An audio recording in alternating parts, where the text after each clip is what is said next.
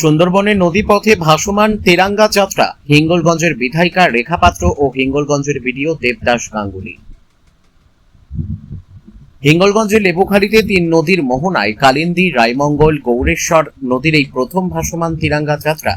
রীতিমতো সেই তিরাঙ্গা যাত্রায় স্কুল ছাত্র থেকে সাধারণ মানুষের উচ্ছ্বাস দেখা গেল।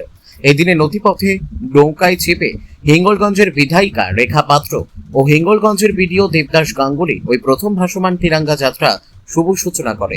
আমরা ভারতের নাগরিক রক্ষার্থে ভারতের জাতীয় পতাকা ও তেরাঙ্গা যাত্রা এদিনে নদীপথে ভাসমান যাত্রার শুভ সূচনা করেন।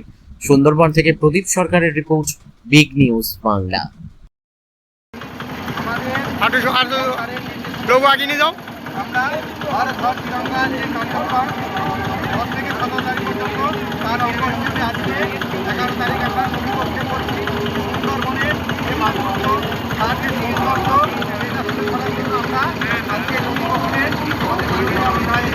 लोग आज दाओ